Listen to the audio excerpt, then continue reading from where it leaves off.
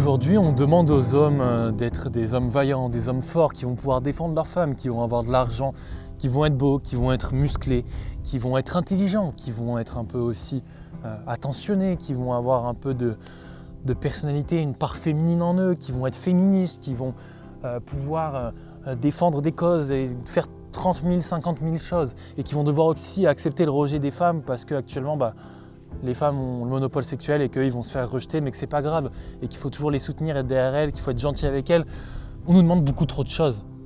D'être l'amant parfait, d'être le sportif parfait, d'être le travailleur parfait, d'être sexuellement parfait. De quand tu vas aller aborder une femme, il faut que tu le fasses vraiment bien parce que si tu fais une petite erreur, attention, attention, ça peut finir au tribunal. On nous demande beaucoup trop de choses. Et aujourd'hui, je te fais une vidéo. Un gros coup de gueule. Pourquoi ? Actuellement, je vois beaucoup de débats féministes, de choses comme ça, qui me prennent pas la tête, mais qui me titillent un peu, j'ai envie de dire. Parce qu'actuellement, le problème, c'est que concrètement, les femmes ont le monopole sur le marché de la séduction. Alors, il y en a qui vont dire « Ah, tu parles de marché, on parle de relations, Elliot ». Quand je dis marché, c'est tout un marché. Il y a le marché de la nutrition, il y a le marché d'Intermarché, il y a le marché du sport, le marché des coachs sportifs, le marché des psychologues. Et sur le marché des psychologues, le monopole est pris par je ne sais quoi. Enfin, toujours, il y a un monopole. Mais là, ce monopole-là que les femmes ont est abusé. Ça veut dire que actuellement, quand tu es une femme, tu vas pouvoir choisir mais qui tu veux. Si tu es un minimum belle, même une 5 sur 10, une femme qui n'est pas forcément ultra jolie, aura le choix. Pourra choisir d'aller baiser demain si elle veut. Elle pourra faire l'amour avec qui elle veut demain si elle veut. Il n'y a aucun souci par rapport à ça. Une étude a été menée où une femme allait demander dans la rue à des hommes si les hommes voulaient coucher avec elle. Un homme sur 4 a répondu positivement. Donc un homme sur 4 a dit oui. Inversement, un homme a dû aborder plus de 1000 fois pour avoir un oui. Est-ce qu'on se rend compte déjà de la folie que c'est ? 1 sur 4, ça veut dire que sur 100, ça représente 200 oui sur 1000 personnes. Ça veut dire que c'est 200 fois moins, 200 fois inférieur au taux de réponse d'une femme. Est-ce que vous vous rendez compte de la complexité, du choc que c'est ? C'est-à-dire qu'actuellement, nous les hommes, on nous reproche d'être trop en demande. Trop en demande de sexe, trop en demande de relation, trop en demande de séduction avec une femme. Mais comment vous voulez qu'on ne soit pas en demande si ces chiffres montrent ça ? Si les femmes ont le choix ? Si les femmes sont acceptées par des hommes qui sont des 6-7 sur 10, alors qu'elles sont des 5 sur 10, qu'elles n'ont pas forcément de bonne valeur, qu'elles ne sont pas forcément jolies. Quand je mets des notes aux personnes, c'est parce que globalement, une personne, tu l'estimes à tel ou tel niveau, sans parler de comment elle est intérieurement. Parce que tout se joue dans la séduction sur l'apparence. Tu es séduit par quelqu'un sans même connaître vraiment comment il est. Et tu peux coucher avec quelqu'un sans même savoir comment il est réellement au fond. Donc tu te bases sur quoi ? Sur son apparence, sur ce qu'il dégage, sur ce que tu ressens quand tu es avec lui. Mais pas sur ce qu'il est réellement intérieurement. Donc toutes les personnes qui vont me dire « Oui, Elliot, tu te concentres trop sur l'apparence, nanana », la séduction, c'est de l'apparence. Si une femme a envie de coucher avec toi, c'est parce que tu es beau physiquement, que tu lui plais, que tu es attractif, que tu es drôle, que tu as une personnalité qu'elle aime bien. Donc c'est naturellement de l'apparence, c'est pas le fond de toi-même que tu montres. Et donc on se retrouve avec des femmes qui ont le monopole du choix, alors qu'elles, elles sont pas belles, elles n'ont pas des bonnes valeurs, c'est pas forcément des filles intéressantes. La plupart des femmes avec qui j'ai parlé dans la rue ne m'ont rien montré d'intéressant. Ne m'ont rien montré où je me suis dit « Ah ouais, putain, il y a un truc à tirer ».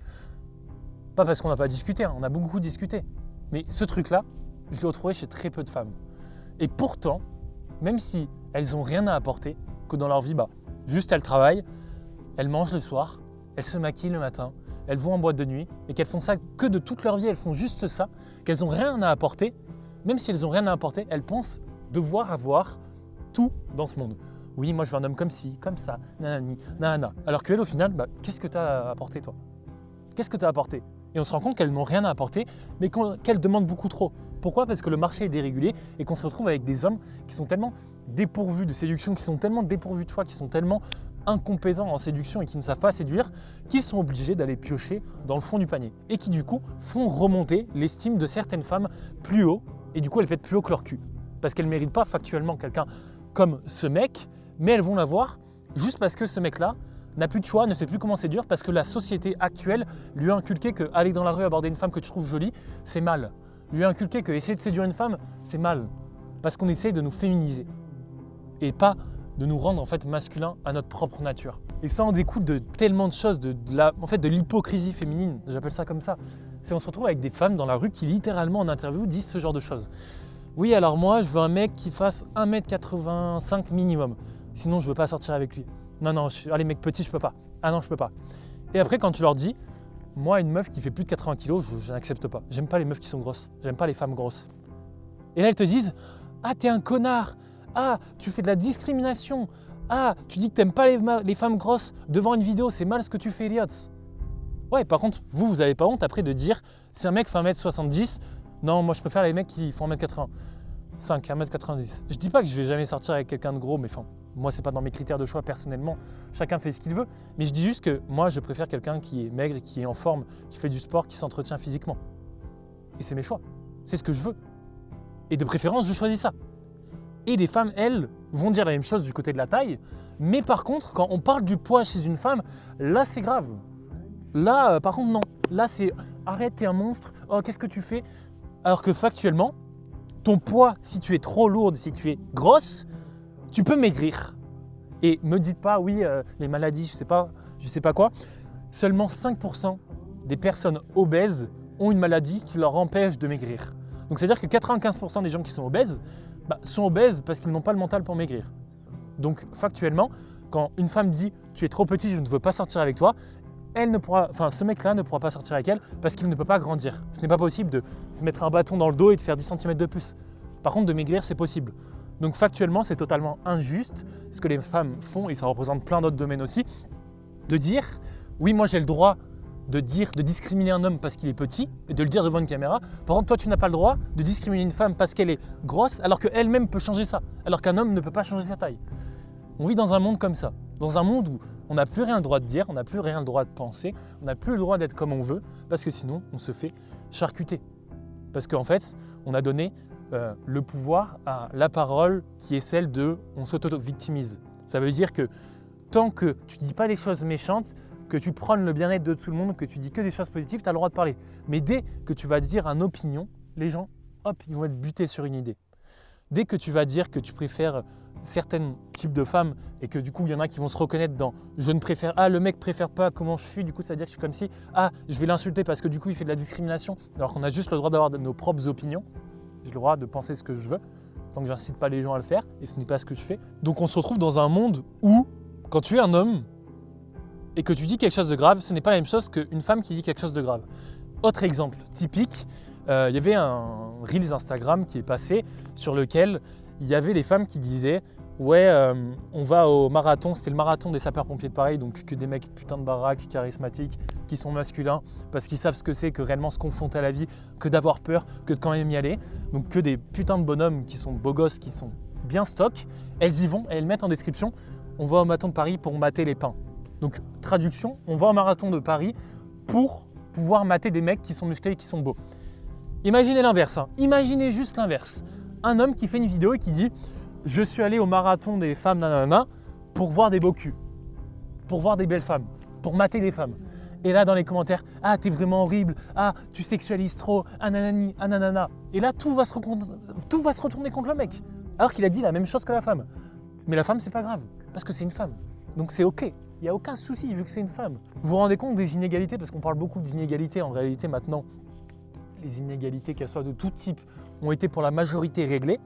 Et on est au même stade, forcément, par contre, on n'est pas pareil. Donc il n'y aura jamais vraiment une réelle égalité entre les hommes et les femmes, parce que nos deux rôles sont différents, mais complémentaires. On est limite dans une inégalité qui est du côté des hommes. Parce qu'on veut trop nous féminiser, on veut trop, en fait... C'est comme si on voulait nous mettre des putains de scotch dans la bouche et qu'on ferme nos bouches. Sauf que c'est pas possible. Réveillez-vous, les gars. Genre vraiment, réveillez-vous. Rendez-vous compte de toutes les inégalités qu'il y a du côté des hommes aussi. Parce que nous, on nous demande de tout faire. Et de tout subir. De tout assumer. Tu vois. Il faut que tu ramènes l'argent. Il faut qu'en plus de ça, tu assumes tout. Que tu sois quelqu'un de sensible, quelqu'un d'ouvert, que nanani, que nanana. On nous en demande beaucoup trop. Et en plus de ça, on nous met des putains de scotch dans la bouche pour ne pas dire ce qu'on pense, ce qu'on veut. Et à la moindre occasion où on a quelque chose, on dit quelque chose de mal, on est des putains d'enfoirés, des putains de connards. Mais c'est la vie. Et c'est comme ça. Donc voilà, je voulais un peu parler de ça, parce que je pense que c'est quelque chose qui te touche, mon ami, que c'est quelque chose qui actuellement t'empêche, te met des freins pour séduire.